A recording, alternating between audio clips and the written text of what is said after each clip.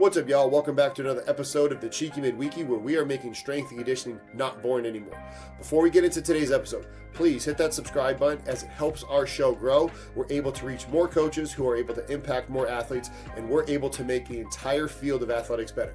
In today's episode, I am joined by the legendary Coach Dan Pfaff, and in the episode, we talk about how his saying, elite sport is more triage than actual long-term athletic development, and what he means by this and the fact of you're not always able to have athletes train on a perfect schedule once they reach the pinnacle in sport. Coach Dan Pfaff is a legend in the field for a reason. I'm honored to have been able to talk with him. Enjoy this episode.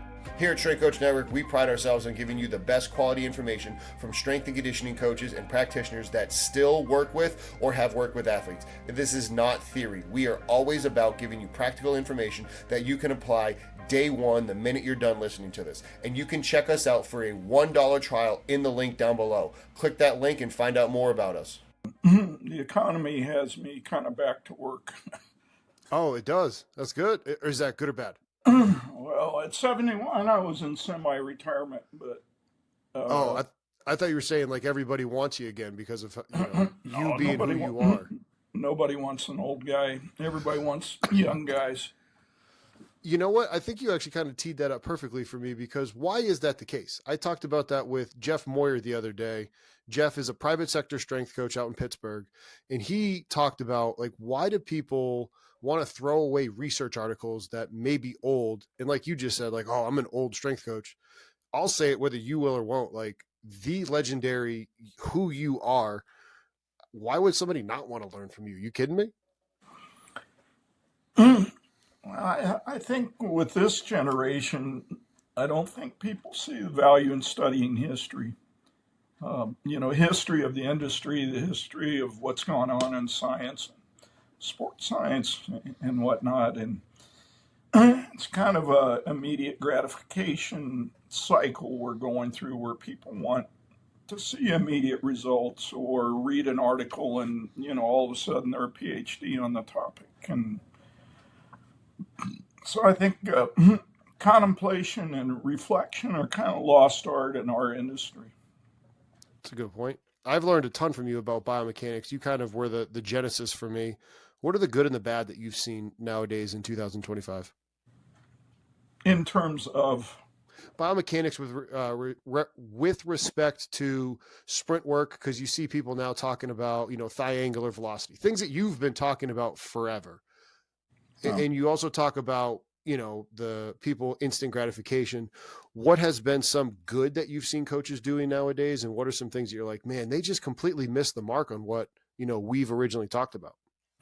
I think there's a rush to technology right now. So people are using AI and machine learning and force platform data and GPS data and, Plantiga insole data and foot mapping and TMG data and all of that. The problem is, it's a symphony of factors and variables and movement. And the danger with technology is you get pretty myopic fast. So, we got people worried about rate of force development and the horizontal vector or whatever, and these guys can't even get in a stance. So, you're measuring garbage. And that's the problem with AI and machine learning is, it's the info that you put in there that's going to drive the machine. Yep. So I think there's a tendency to get real myopic and not see the big picture. And I think we're into a tribalism period where people get into camps and, they fight for their turf no matter what. So it's kind of a tug of war right now between biomechanists and ecological dynamics people. Was it like that back in the day? I never heard the term until about 5 years ago, to be honest. But I think what people fail to realize, I think there's some common denominators that we see in good movers that we don't see in poor movers, or that we see in experienced movers versus novice movers. Vacations are meant for you to be outside doing things that you love and reconnecting with your family and your friends and recharging your battery. It is not meant for you to travel and listen to some coach talk in a conference hall and eat some food that you know really isn't the best thing that you want to be eating. Take back your vacations and do so with a Strength Coach Network annual membership. When you purchase an annual membership, you're going to get access to our course, Performance Coaching 101. In the subsequent years, it'll renew and you'll get access to 102 and 103.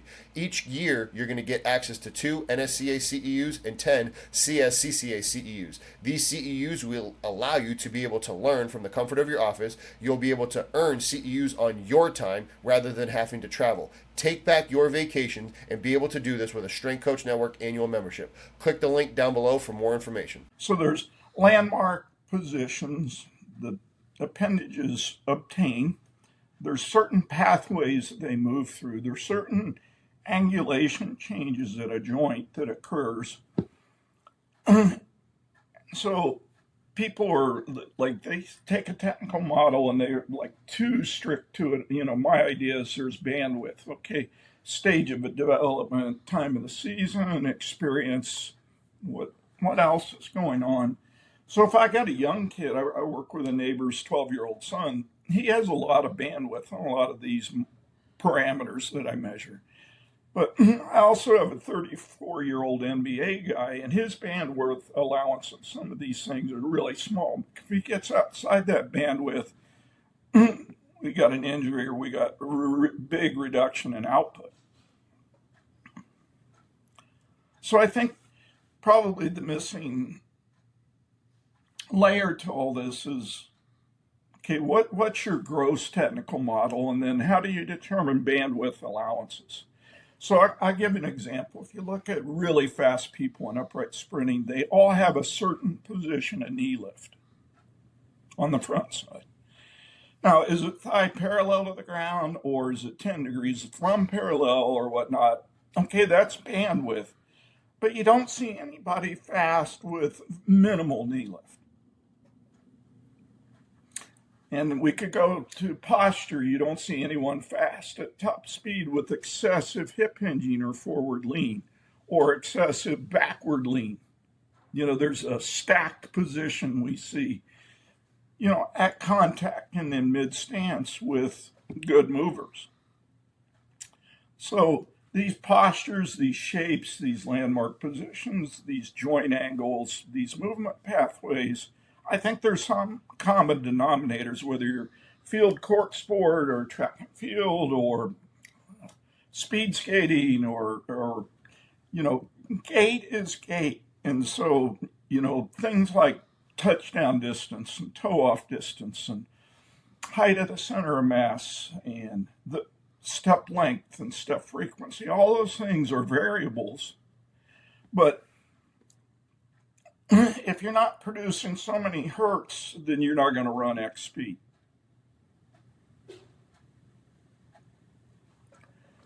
I think you brought up a question that a lot of our listeners are going to be asking when you mentioned the NBA and then you talked about field and court sport athletes versus track athletes. How do you not throw a baby out with the bathwater and get so obsessed with those shapes when you're working with team sport athletes to the point where you're trying to turn them into track and field athletes? Because I think there was a little bit of a pendulum that way where coaches were doing that worked in the team sport setting. How do you help coaches not go too far one way, but still try to improve their sprint mechanics? Well, I'm going to back up a little bit. It's interesting to me that S&C people have a technical model in the weight room in every lift they do. Mm-hmm. You have a starting posture and position, and you have certain body segment angles. And then at mid lift, you want to see other things. And completion of the lift, you want to see others. In PT practices, when you're doing rehab exercise, we have a model for, are you moving through the right range of motion at the right tempo, at the right angle and whatnot. But when it comes to running, it's like, no, just figure it out. Come on.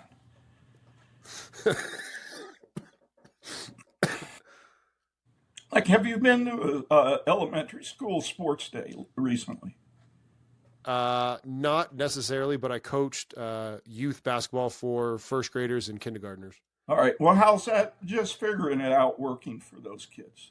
Yeah, no, it can't. No, that they need guidance. Yeah. So, again, how much do you nudge? When do you nudge? What do you decide to work on? Those are variables. So if I got an NBA guy that runs hip hinge like crazy, we're going to talk about posture changes as you accelerate. So, kind of my deciding variable on changes is the output level stuck or declining, or is the injury list growing? Those are two pretty good motivators to maybe explore change. That's a really good point, and I never thought about it that way. And something I wrote down when you were talking there was, would there be a need for kinegram for different sports? Just thinking about the different body sizes, anthropometric qualities of everybody in these different sports, is that worth it? Because the first idea, so anybody that's listening, if you haven't heard of kinograms, stop right now, hit pause, Google Dan Pfaff kinegram, and understand what it is. Because it's like he said there, you understand what the bottom of a squat, the middle of a squat, the top of a squat should look like, or clean. But what does toe off look like, MVP look like within a sprint, your strike, and then touchdown? Understanding those kinograms. Now, for a track and field athlete, there's tons of that through the Altus crew. What I was asking Coach now is, do we need them for different sports? Because different athletes, linemen, we just had the combine, like they're bigger, they're smaller. Should we get them, or that's just within the acceptable bandwidth that you had spoken about prior? Well, I think you got to look at the ergonomic task of the athlete in their sport. So, say you got a soccer player who's a winger, they're running a lot, and they're running a long distance a lot, very fast. So they better have some abilities and knowledge on upright sprinting. Now, a nose guard in the NFL, it might not be quite as high a priority. But that said, I think we due diligence, we need to vaccinate guys and prepare guys for unusual activities. So with this advent of the running quarterback, I've seen those guards running 20 yards downfield. Mm-hmm. Well, it would probably help them if they knew a little bit about where to be and what to do when they're, reaching higher velocities than normal. So Amen. some of Keep this going. is vaccination and, awareness that, I think if athletes don't know what is right and wrong, then there's no motivation to change. Like I work with a lot of NFL guys, primarily in return to play. And we go through the ABCs of starting and accelerating and transitioning into upright running and change in direction running, serpentine runs, circle runs. And to a person, when we're done, TeamBuildr has been my trusted source for online software programs for my athletes since 2019. Since then, they've continued to grow. They have this new practice integration where practice planning can integrate with the sport coach. You have your sports science, your AMS, the questionnaires. They've continued to evolve and keep giving you the things that you need. It has made my life easier as a strength coach. I want the same for you. You do not need to keep printing on lift cards. Please, printing on lift cards in Excel, you don't need to do that. If you need help being able to purchase it, they have a pre-written grant on their website. They're also part owners in the Plyomat with Coach Rich Burnett. So if you need to get a good device that can accurately and validly and quickly get your jump height and ground contact time, so now you can get RSI, Plyomat's a great choice. We utilize that at Goldfinch. Check TeamBuildr. Check them out in the link down below. Please stop printing on lift cards. It's going to make your life easier. It's going to make your athlete's life easier. It's easier to program on the back end. Check out TeamBuildr in the link down below. The most common comment I hear is, why has no one ever told me about this?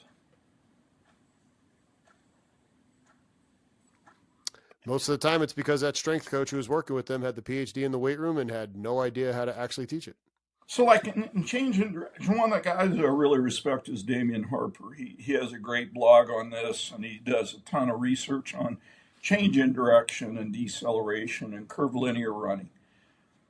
And he has kinograms of various sports, rugby, soccer in Europe, they call it football, AFL down in Australia.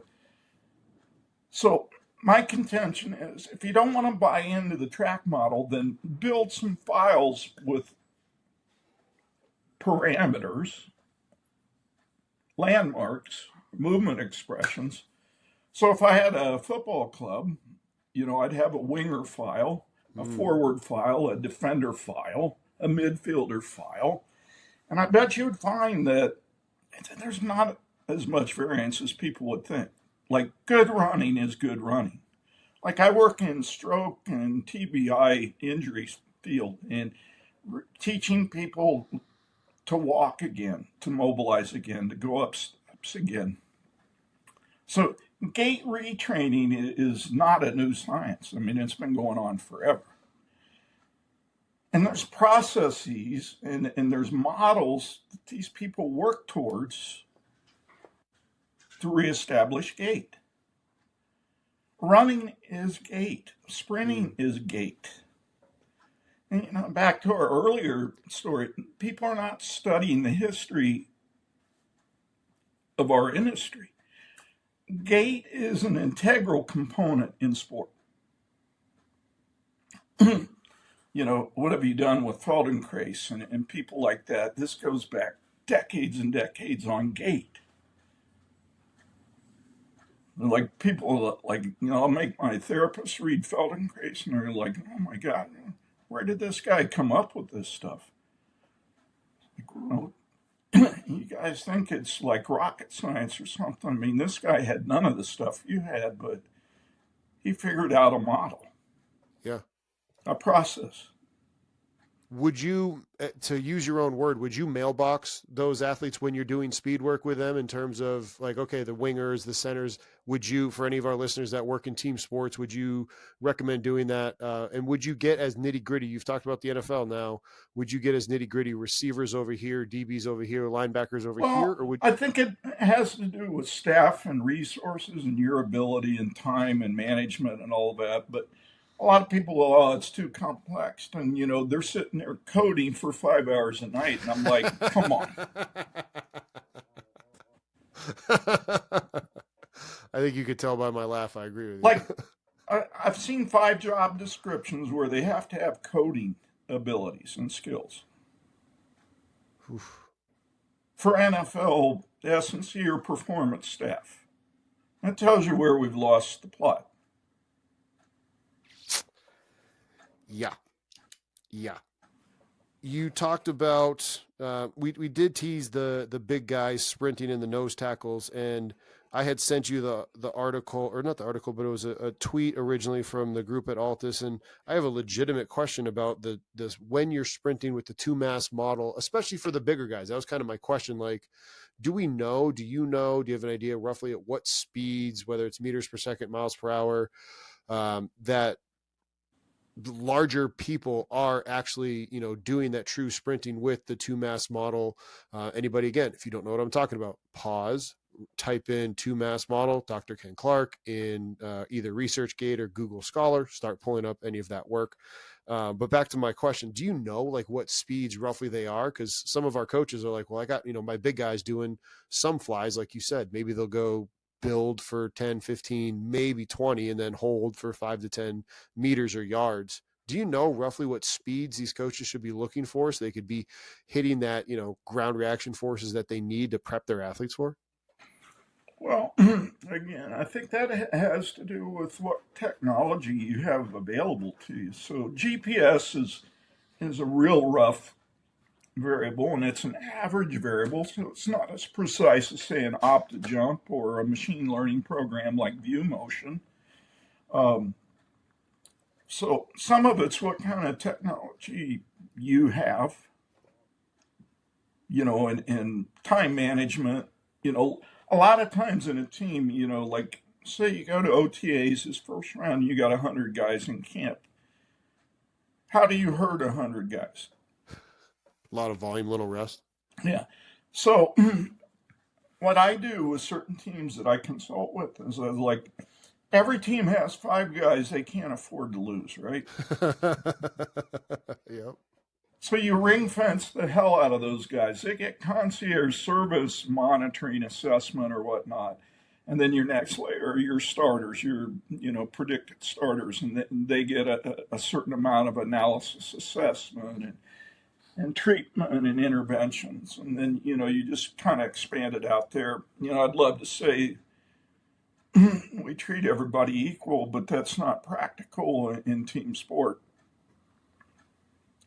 And I think a lot of times by ring fencing these Super Five or the starters, you start seeing strategies or data that will encompass more and more of your team as you get better at assessment.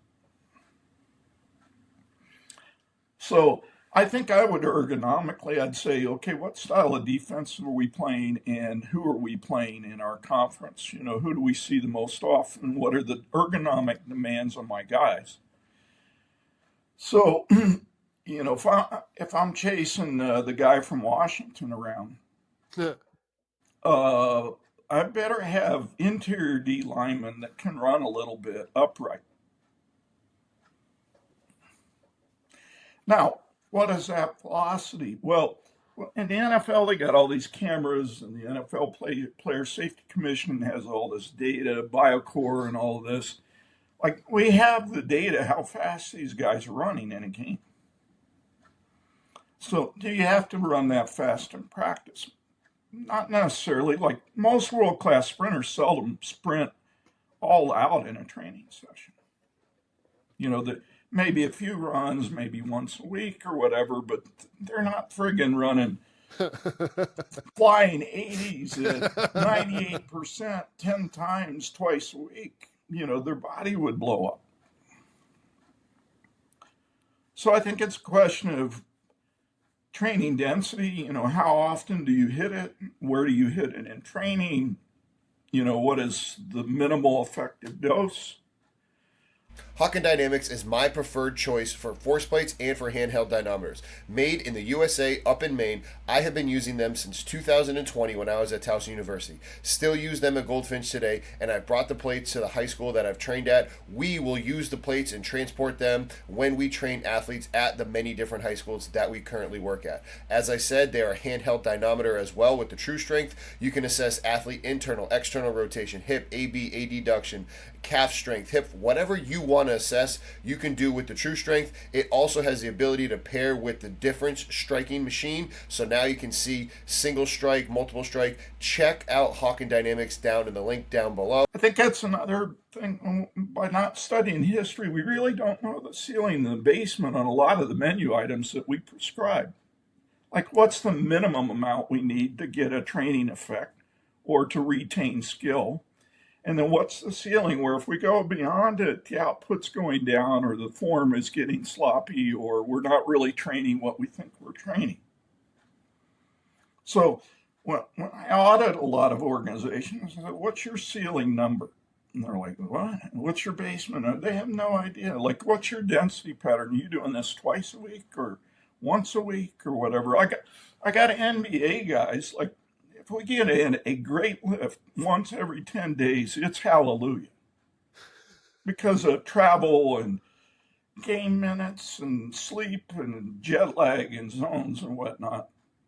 So the density pattern for my NBA bigs is one push session about every 10 days. That's kind of our bottom line. We got to get that in. And then maybe a tread water session on some other day.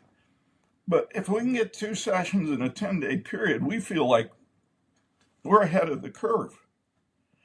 But see, this is the problem. Our certification and our education is biased to development. In elite sport, it's management, it's triage, it's not development. Even at the college level now with NIL and transfer portal, you got a guy 1 year. Yeah. How are you going to keep him healthy and how are you going to improve this guy? You're not going to do it with classic periodization or the developmental model. You might have it in the background a little bit, but At the elite level, we're truly in a management paradigm. What you just saw me reaching for there was from a conversation I had with an NFL strength and conditioning coach that said that ceiling or the basement, the minimum was 90. Did he say 92? No, he said it was 92 for 4 reps. He goes, it's not 90. He goes, it's 92% because now you got to dig a little bit more, right? Like, especially if you are a 21 mile an hour guy. And if you take, now you're not even asking them to run at least 19 miles an hour. He's like, it was 92% for at least 4 reps. He goes, and we knew most of our skill guys would be somewhere between 18 and 12 reps that they would hit like that percentage during the game. He goes, so we knew that they'd get that as a stimulus during the game because a game is still training and it is a stimulus to, like you said, vaccinate them to it to continue to hit it, sometime during the week. It was 92% for a minimum of 4 repetitions that he wouldn't let them go less than.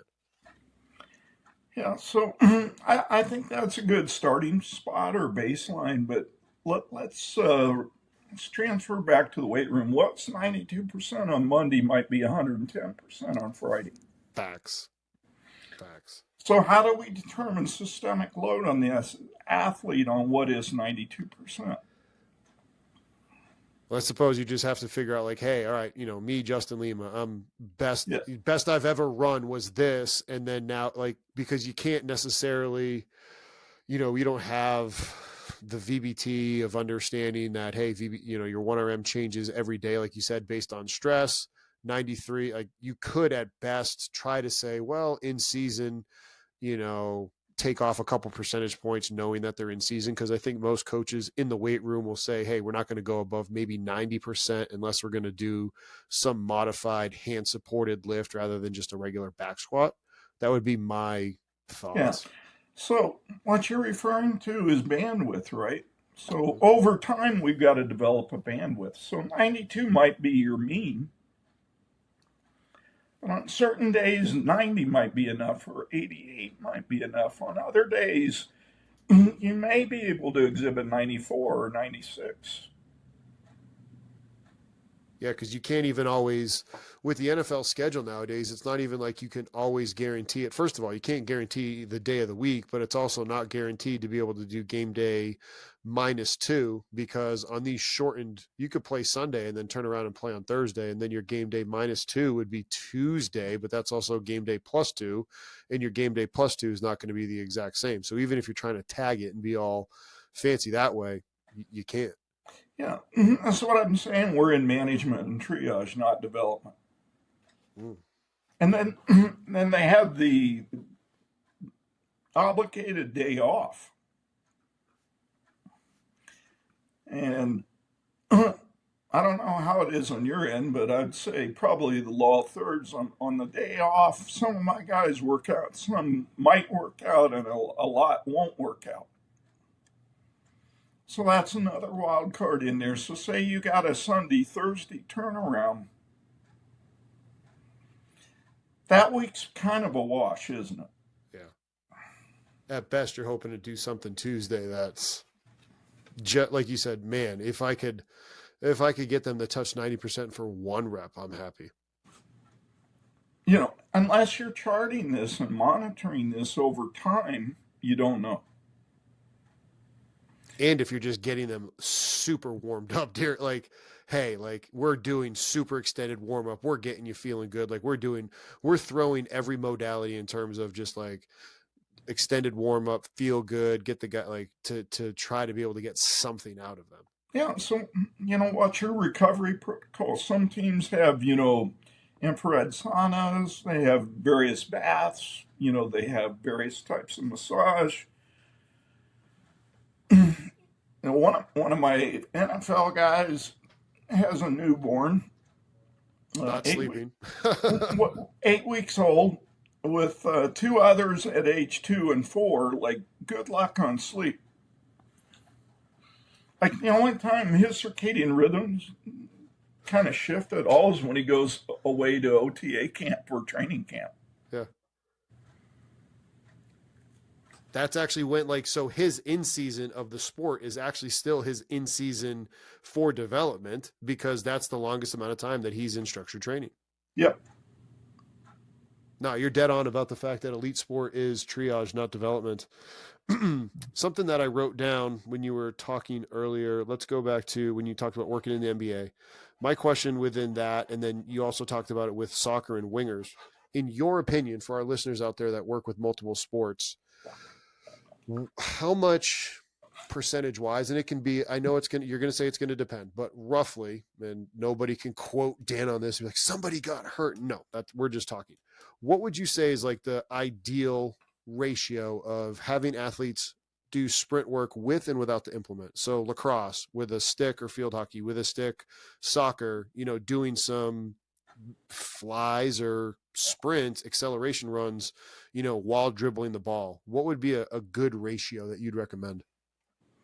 Powerlift has been my choice for strength and conditioning equipment ever since I got into the field. Right now, I still have their racks, I have their barbells, I have their bumpers, specialty bars, and we have the IMTP device at Goldfinch, and it's been great for us because it's allowed us to free up the rack where we used to have to do the IMTPs. Now we use that IMTP device, roll it around, we've created more space. You have to check them out. Doesn't matter if in your college, high school, pro, tactical, or private, they have the ability to make whatever customizations and whatever adjustments you need. I was a part of the weight room that was the 32 brand new rack facility at Iowa football. You see what they did for TCU football. Doesn't matter how big, how small, whatever your customizations are, Powerlift is number one in the exercise equipment space for a reason. Check them out in the link down below. Well, I think some of it depends on skill and stage of development and position played. And so I kind of look at athletes on a pyramid, if you will. So I have sport literacy at the bottom and global sport literacy at the middle,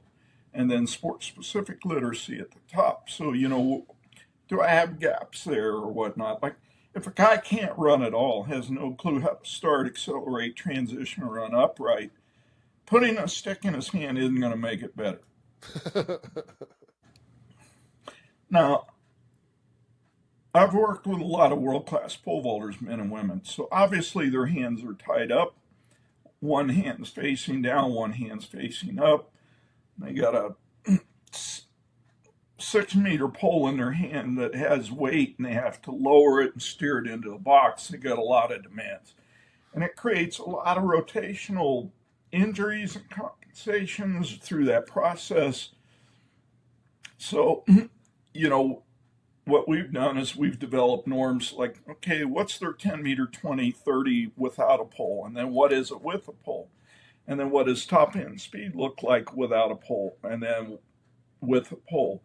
And if there's a big gap, then we got to do more work on one or the other.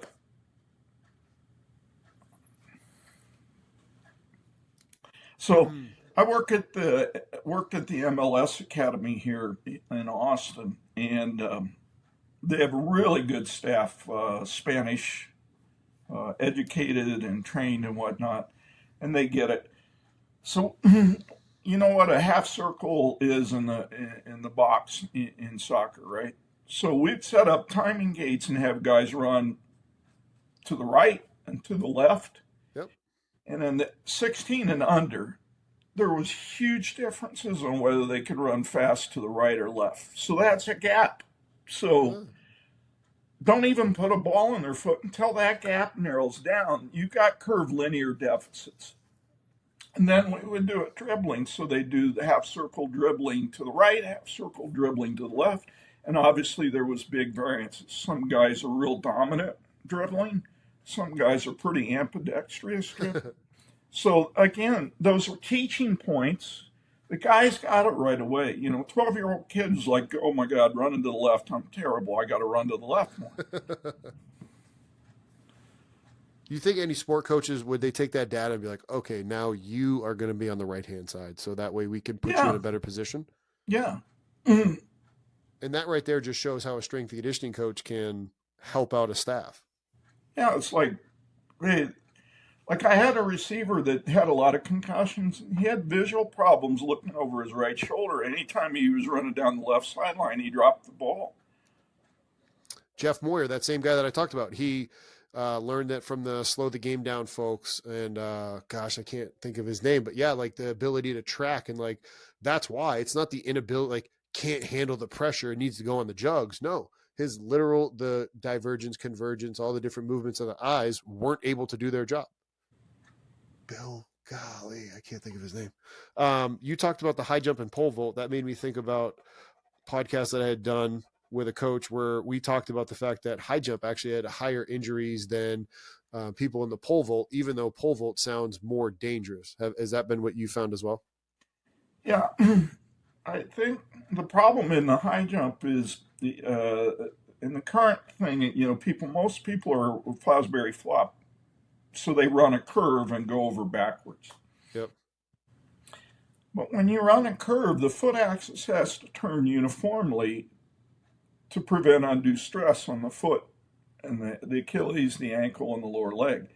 And I got a lot of kids that do post patterns or they're cutting radically, or they're planting the foot at a really bad angle at takeoff. So we see a lot of lower leg foot injuries, hip labral injuries, patella injuries. Somewhere in the chain it's going to break down just because during key moments in curvilinear running, they violate biological principles. Now, Yeah, and that was with Dave Karen. He talked about the fact that like you can't run a curve in anything less than 5 steps. Because again, you have to put the lateral pressure into the ground, so that way you're staying upright instead of just running and leaning, because that's not running a curve. Well, and the other thing is there's kind of a right-wing reflex grid. If we're leaning forward, we're not going to lean inward. There's a priority for balance. So kids that don't get upright before they start running the curve are going to have less inward lean. And if you have less inward lean, then that reduces your velocity when you're running a curve. Because the inward lean is total body lean. It's coming from the ground. You're fighting centrifugal force. So the inside foot is the rudder of the ship. It's doing most of the turning. The outside foot is fighting these forces, but it has to mirror the foot axis angle of the inside foot. And if you got one foot axis here and another foot axis over here, you got problems. Vitruve has been my choice for VBT for years now, not only because of the encoder and how well it works with the app, and you can film movements with the camera and get live variable feedback in real time if you so choose to on the app, but the fact of the amount of content they have been pushing out to help coaches better understand VBT. It's not only just to move the bar faster. You can be working on what's the appropriate load for high rep sets based off velocity loss. You can be looking at velocity loss threshold between sets, in between reps. VBT is not just moving the bar fast. It's moving the bar fast with heavy weights. It's not just moving lightweight fast. And Vitruve has been at the forefront educating coaches on VBT and how to do it the right way. Check them out in the link down below. Because you got vectors going all over the place. And we see this in the NFL. You got guys that they say run real crisp routes. These are people that can pivot their feet and they lower their center of mass in a systematic manner. And that's why they're considered great route runners. And you have other people that can't escape, like say, well, he's terrible getting off the line, so we got to use him as a slot receiver or keep him in motion. I think a lot of that, they just don't know the ABCs of starting when they're engaged with another person. So like with the NFL Player Safety Commission, they're looking at ACL injuries and Achilles injuries. Are they engaged injuries or non-engaged injuries? And then on the engaged injuries, is it occurring early in engagement, in the middle of engagement, or the exiting from engagement? So there's defined moments when these tendons are rupturing. And what did they find from that? Well, they've got their breakdowns, kind of the law of thirds on engagement on ACLs. Huh. So I work a lot with downhill skiers, so we track injuries. Does it occur on the entrance to a gate, at the apex of turning in the gate, or in the exit? Most skiers, it's at the apex or exit. It's not on the entry.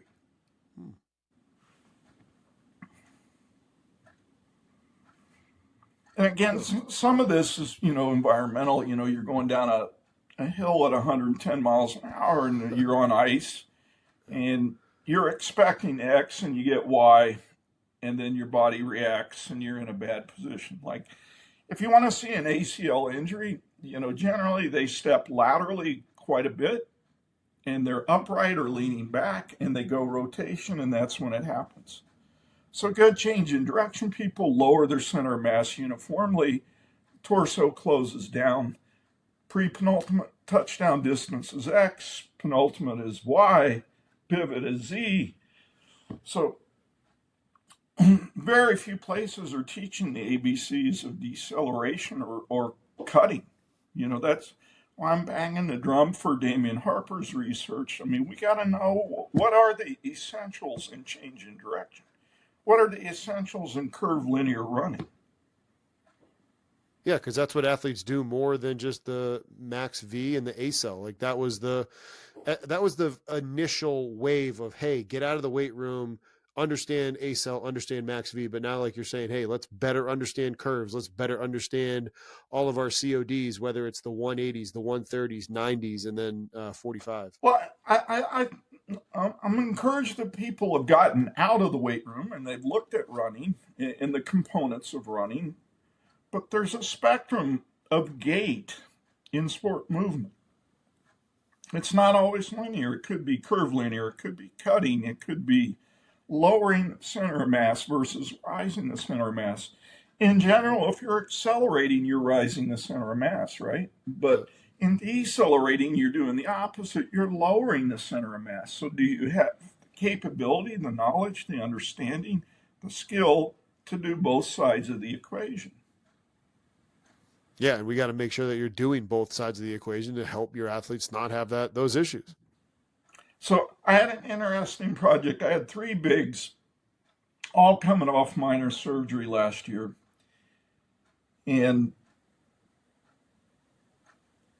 I think people have gone mad on the Achilles prevention thing. So everybody's doing, to me, what I call positive concentric work. So a lot of toe risers, and stuff like that. And I've always worked the other side. I work eccentric control and eccentric end range isometrics. Because when I study Achilles ruptures, what I see is real high angular velocity of the shank closing, and no stop point, isometric stop point. It blows right through it, and that's when the Achilles goes. So we do what we call negative toe risers with 3 foot positions, toes out, toes in, toes straight ahead. And we cycle a slow eccentric on some days and then an isometric hold on other days. The 3 bigs I had, none of them could do a 30-second isometric in any of the 3 foot axes positions. They couldn't hold it. Only one guy could do a 5-second eccentric control single-legged. On the incline or flat, just for listeners to clarify. On a platform going from parallel to as far down as they could go. Yep. So their ability to control eccentric forces and to have an isometric stop point was non-existent. That's a good point. Now, all 3 had been in teams where they did the shit out of concentrics. So that's kind of banging around, a lot of buzzwords and topics in the industry. So everybody's into isometrics now. Yep. So, I kind of class them, are they yielding or are they overcoming isometrics? And I think overcoming is easier to administrate, teach, and load. Yielding is a trickier phenomena. So I think, and it's boring because it's longer. I think what's happening is we've biased the stimulus to overcoming and we've ignored the yielding. So Matt Jordan, a friend in Calgary, does a lot of tendon research, probably more force platform data research than anybody in North America. His big thing is rate of eccentric control after these surgeries. That's the biggest variable where it blows. So like on counter movement jumps, everybody's looking at the gross output or the rate of force development, nobody's looking at the eccentric control upon landing or upon lowering. So I could lower really slow to a really deep level and get a great output. But if my sport demands a slight lowering really fast, I haven't trained that. Yep. And if you're not training that, you're in a big time trouble if you're the athlete. That's why as the coach, you got to make sure you're doing that. So like with our jumpers, we do drop jumps. It's a staple for us. And we start out at 10 centimeters, which is 4 inches.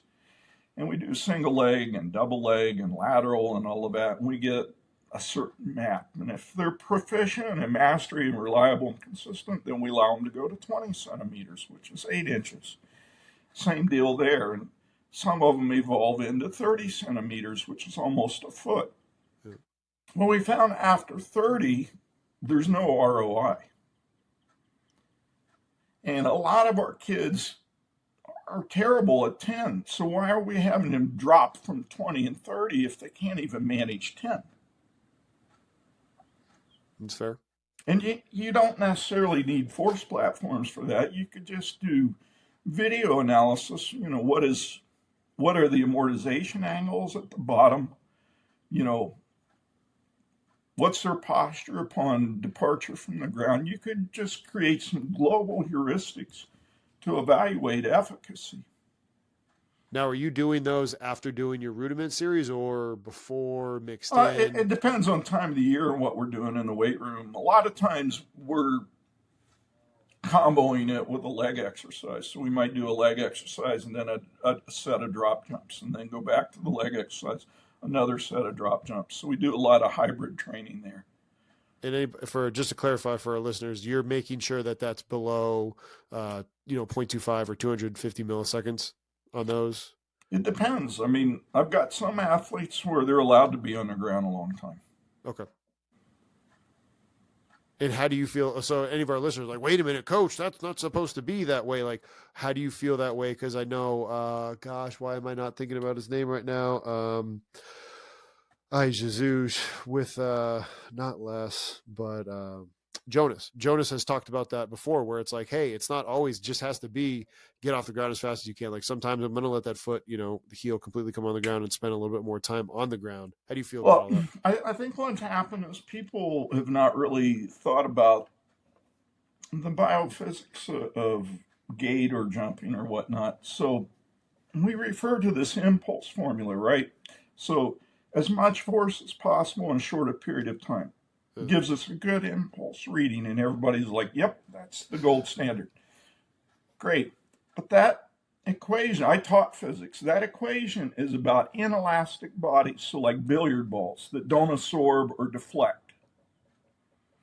Now the human body, as you said, is a spring mass model. Our joints amortize, they yield. We have soft tissue structures, tendons, ligaments, muscles, fascia, that stretch and yield and contort and distort and all of that.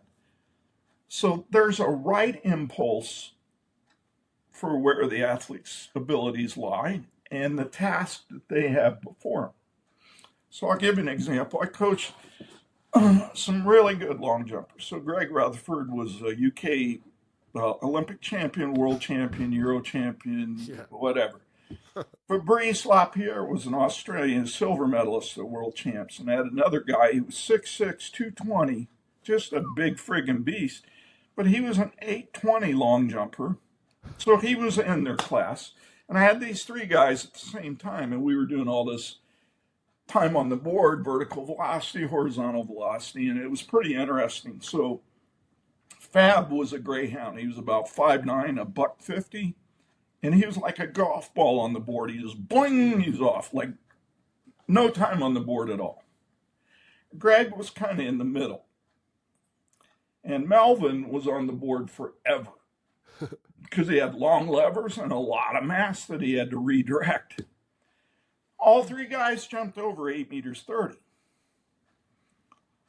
And all three guys had very different impulse moments. So, yeah, in sprinting, we know that the best sprinters are on the ground a certain amount of time. But impulse is tied to your skill, to your genetics, to your training background, your training biases. So, like Bolt, for example, was on the ground longer than any of his competitors.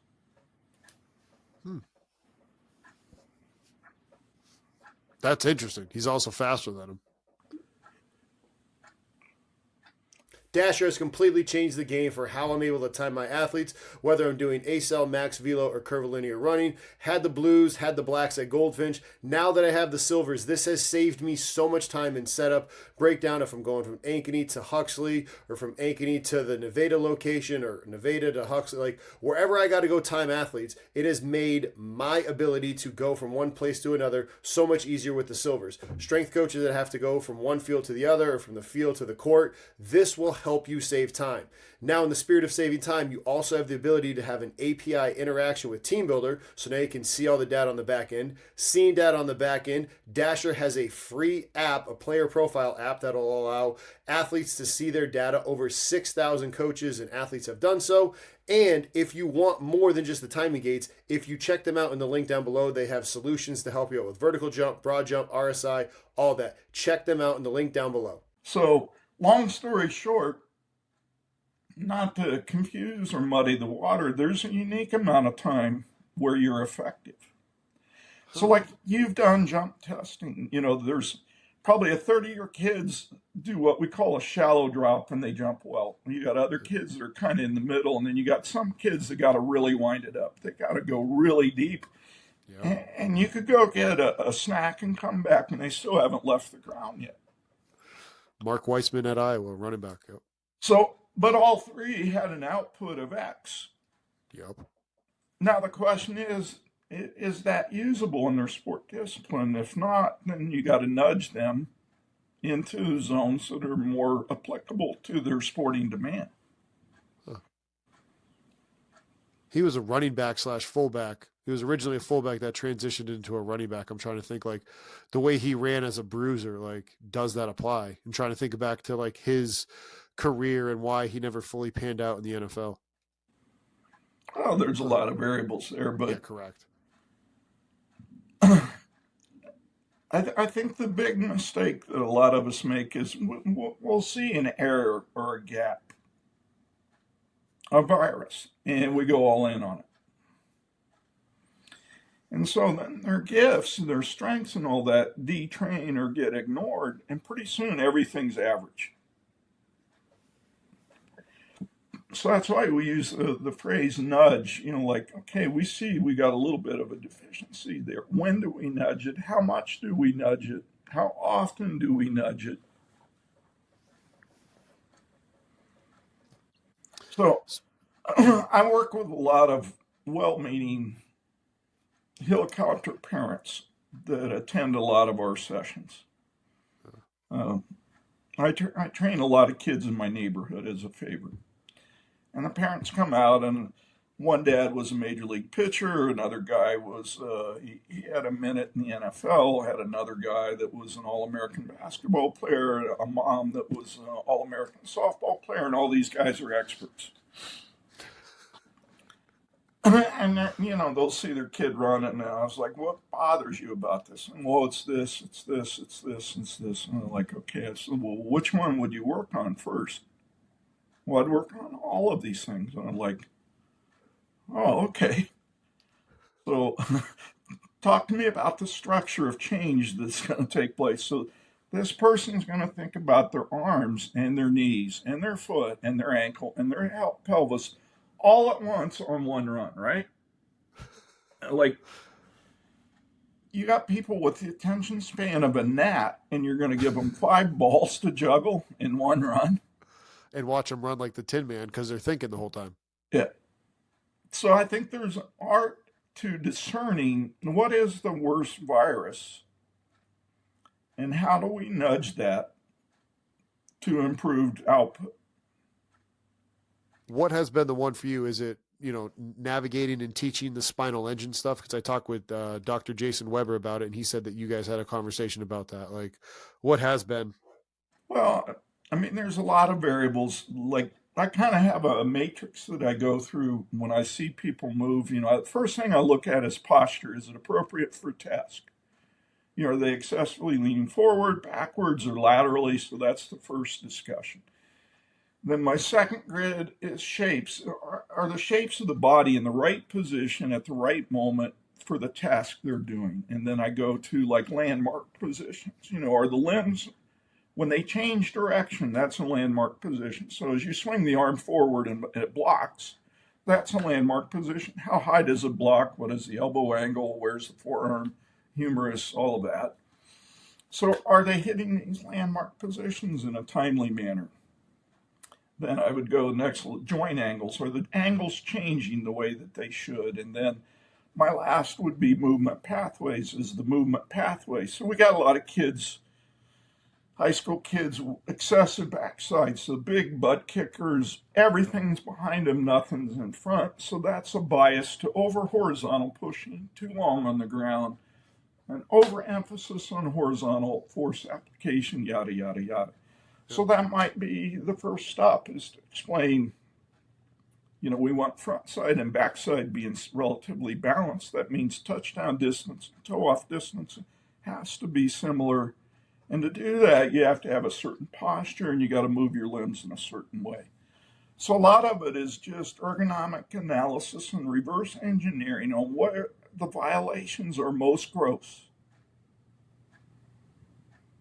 So I had a NBA team sent me they were racked with Achilles pathology. And I said, they sent me a spreadsheet and it had like 50 tabs. They had force platform data, GPS data.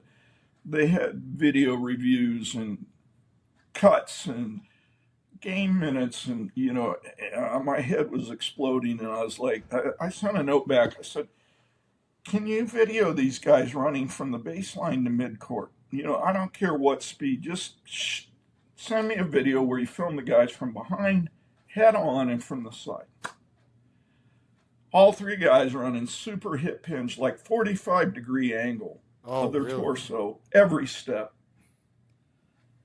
Reaching touchdown distance, plantar flexed, way out in front of the center of mass because they're over-rotating.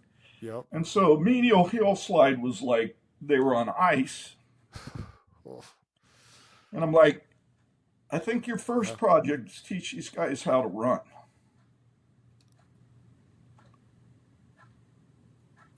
Yeah. And get rid of that, like get into that neutral pelvic or, more upright pelvis position instead of being just completely slumped over, because then as you're talking, foot being out to the side, and then you start thinking about forefoot, rear foot, how they interact. Like, yeah, no wonder there's going to be all of that going back up the chain, because I remember even hearing you talk about it. And I said it to my athletes, let's stop. Just don't come to that immediate stop when you do your sprint because of all the micro traumas. So think about all the micro traumas from the foot's being out that way.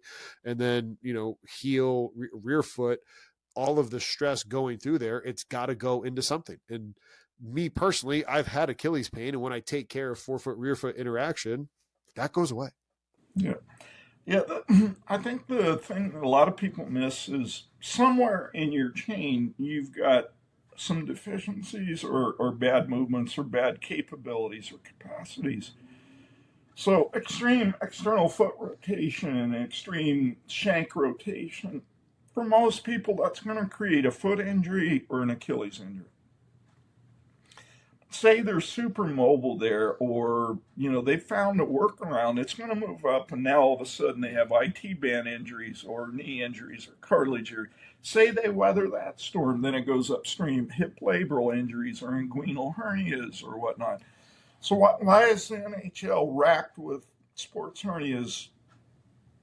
Because the foot's external and they push lateral like crazy. So there's a bias in the muscle fascicular interface to massive external rotation and massive lateral force application. Yeah, because that's how they start they go run to glide. When they have to go from starting, they literally have to have their foot almost perpendicular to where they're going. Yeah, so That's the price of doing business in the NHL. But can you do therapies to minimize the micro traumas that are occurring? Yeah, in our experience, yes. But most people are, well, we got to do more Copenhagen's. Like, yes, in all concentric Copenhagen's instead of actually the eccentrics and isometrics, as you've talked about. The force tolerant capabilities. You talked about having the video, and you teed up my next question for me perfectly.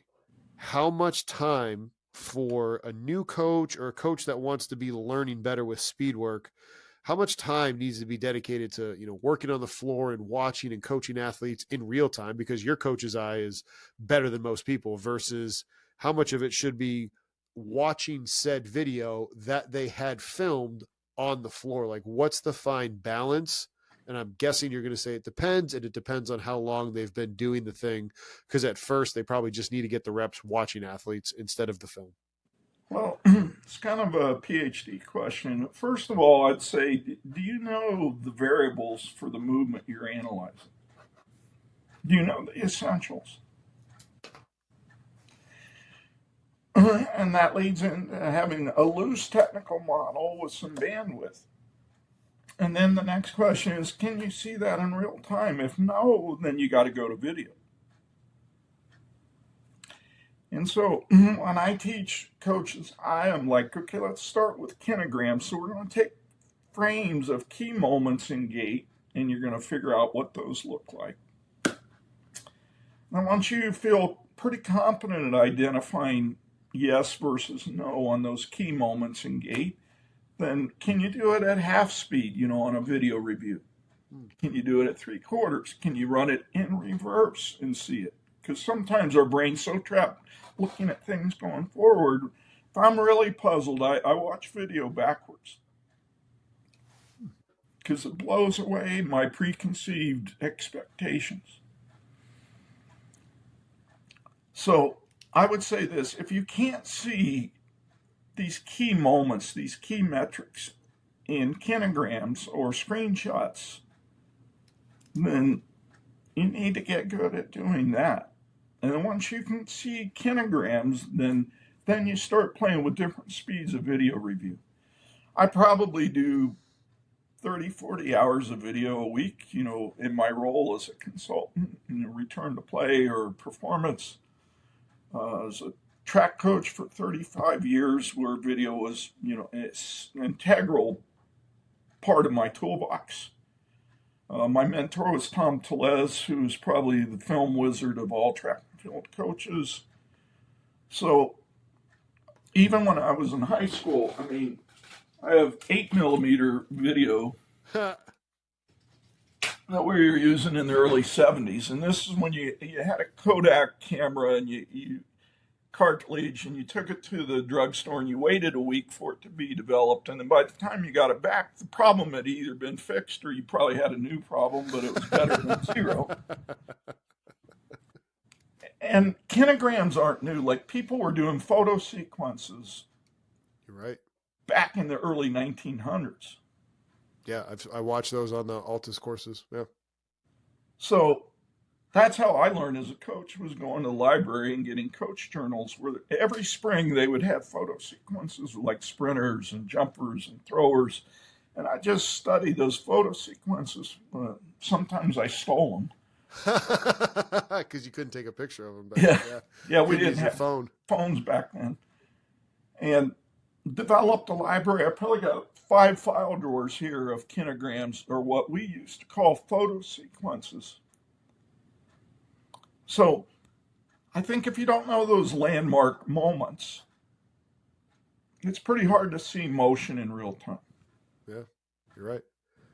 And that's why anybody, like, you need to stop this, make sure I already said it before, understand what those kinograms are, and then do your homework. Because like Coach Pfaff said right there, Tom Tellez, I was so lucky that the track coach that I work with at Towson was quote unquote disciple of Tom Tellez, because Mike Jackson was the head track and field coach there. And like, being able to feed the cats before I knew what feed the cats was, like, that was such a blessing, but you don't learn those things until you do your own research and do your own due diligence.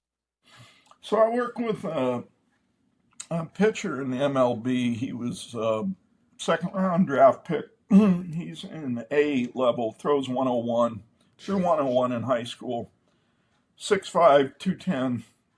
You do And I worked with him for about 8 years. And this guy, when we started, he had no clue. He just threw hard. And now, we can go through a video review, and he's even ahead of me on some of this about certain joint angles or rotational dynamics of the femur versus the lower leg or the foot axis. I mean, this guy truly understands motion. At age 21, he'll call me, say I had a great day in bullpen, but I'm laterally leaning 10 degrees more than I was. Do you think this is fatigue or, something? Do I need to get some PT or what's going on? Because this is, outside our bandwidth.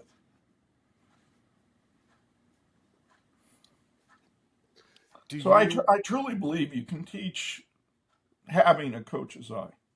I do too. And did you go as far as doing kinograms for him in terms of baseball pitching? Cause that was something that I immediately went to all right, this is, your key landmark positions, and hey, let's start filming it because the overhand guy might look different from the side armor versus the submariner, but you all still have your bandwidth.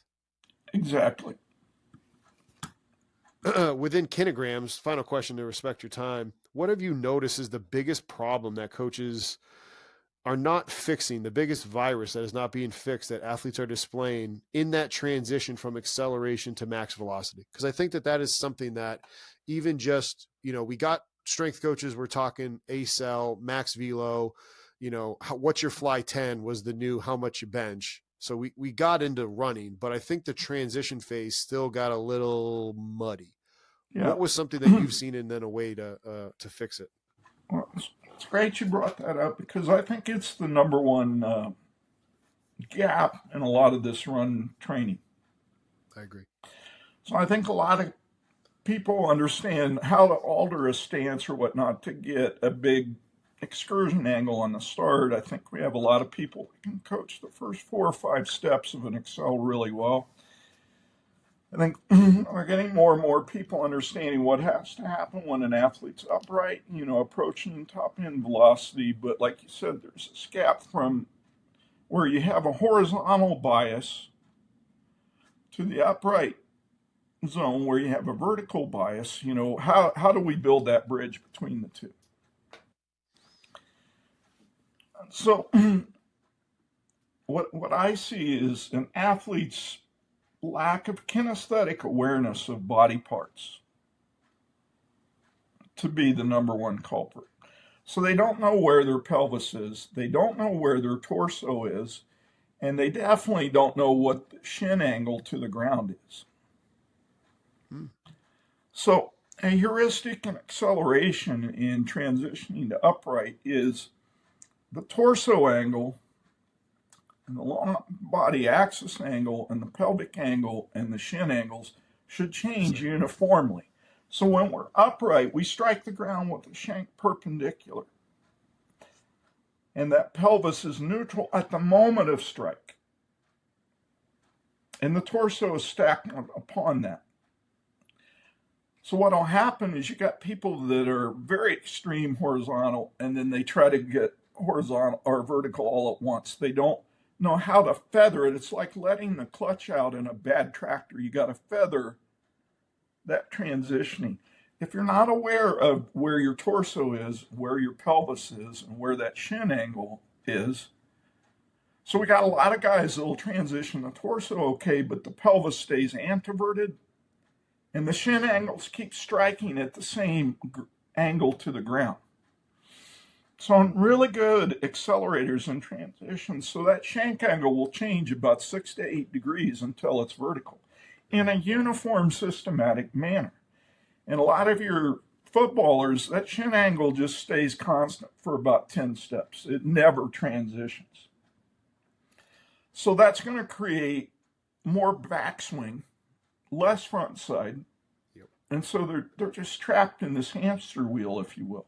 And then they just get straight up, or they're also taught stay low, and so they're just rounding their back down as they stay into almost that position that you talked about with the bigs that were having the issue that you were dealing with. Yeah, and some of this is ergonomic. So, like, I believe in teaching the big picture, and then you modify with task. So, some heuristics and acceleration. We know each stride gets longer, each stride gets quicker, time on the ground lessens, time in the air increases, and these angles change. Those are the 5 balls. Now, if I take 4 steps and engage, I only get to exhibit the first 4 steps of that principle. I'm not going to be upright. Nope. So I got to be good at that. But there may be times in the game where I have to get upright. Do I know how to do that? Am I vaccinated? Is the tissue capacity there to do that? So, long story short, on transitioning, I start with kinesthetic awareness. Do you know where your torso is? Do you know where your pelvis is? Do you know where your shank is? And as a sidebar, we got into this neutral pelvis discussion, which is people have totally lost the plot there. So when we toe off the ground, the ilium on that side has anteversion. It's tilted forward. Then as we leave the ground, the ilium moves to a neutral position. And then as we block the knee, swing the lower leg out, and sweep backwards, the ilium actually goes into retroversion. So the ilium is actually undulating and oscillating depending on where we're at in gait. It's never just neutral. And you also have the pelvic going side to side that you've talked about within that. And then again, Jeff and I spoke about it last week on the show. Yeah. So, and that's predicated on the sacrum nutating and counter-nutating. So as that ilium tilts forward, the sacrum has to have a certain amount of nutation and then counter-nutation as you change. And it's probably the first stop on most of my elite athletes is, checking pelvic function clinically. Are the iliums free? Are they moving? Is there out flare, in flare? Is sacrum nutating? Because if that system's jammed up, you're going to alter your running mechanics. Oh, big time. What I was looking for here is, Jeff, because back to you saying there's nothing new under the sun. Jeff, after we spoke, right here. So this was one of the first things. So Dr. Yeses sent this to him forever ago, but the movements of the pelvis here, and how it oscillates and undulates exactly as you had said. And this is from, Dr. Yeses back in the 1950s and 60s, talking about it to Jeff when Jeff was an apprentice. Yep. I think what goes on in our training, we're really good at anatomy and physiology. We're shit at kinesiology. Expand on that. So kinesiology to me is, how systems interface and operate and cooperate. So we know the origin and insertion of the hamstrings, of the adductors and whatnot. And we know planar analysis, range of movement or whatnot in a plane. But when it comes to rotational dynamics, of the femur, of the shank, of the foot, pronation, supination, dorsity, plantar, all these rotational dynamics, we don't understand how these muscles, tendons, and ligaments interface to cause those movements. That's a kinesiology problem. How are these systems working together? We're biased to bone and muscle thinking. Yep.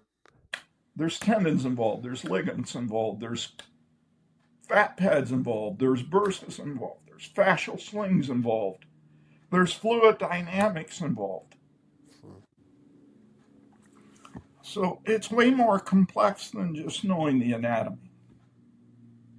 within that and within what we talked about with ACell transitioning to max velo for team sport athletes, would you even bother having them be in a 3-point or a 4-point stance, or would you just let them accelerate from a 2-point stance? I like variety, so that's where I'll agree with the ecodynamics guys. So, we'll do 1 knee starts, 2 knee starts, prone starts, supine starts, rollover starts, 3-point, 4-point, standing, rollover. And again, that's kind of a global sport assessment. And those are global skills. And if we see a huge gap, then we know, hey, we need to address this with a little bit more time and energy than what we have been doing. I'm not saying you sell the farm and say this guy's shit at double knee starts, but you might throw that in every once in a while and see if you're improving. Or you might try to help this guy on why is he shit at double knee start. What if you're the strength coach listening to us talk right now and you're like, okay, coach, but I'm now finally able to watch a video and understand somebody, shank torso, and I can see it with my coach's eye. Would you tell that coach that doesn't have their coach's eye developed yet to have their athlete go into different positions? Or would you say, hey, get good at your coach's eye in the positions and then expand from there? Or are you doing a disservice to your athlete? Film it, learn about it later.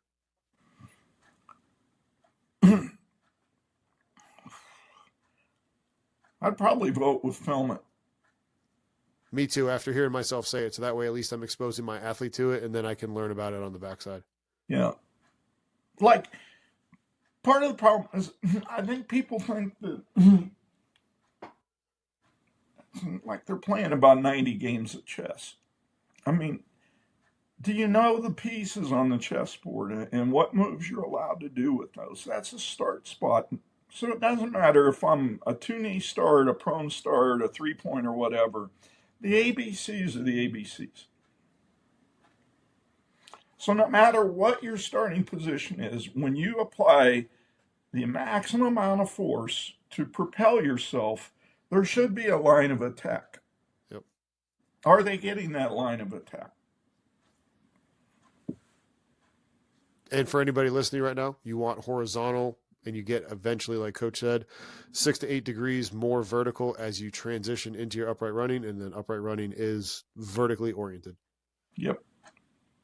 Coach, you have graciously given me over an hour of your time. I greatly appreciate you. I could talk to you all day, but I do not want to do that to you. And I don't want to, you got other things to do. Yeah, it's nature of the business, as I'm sure you know. It is. Coach, I greatly appreciate you taking some time out of the middle of your day. Thank you very much.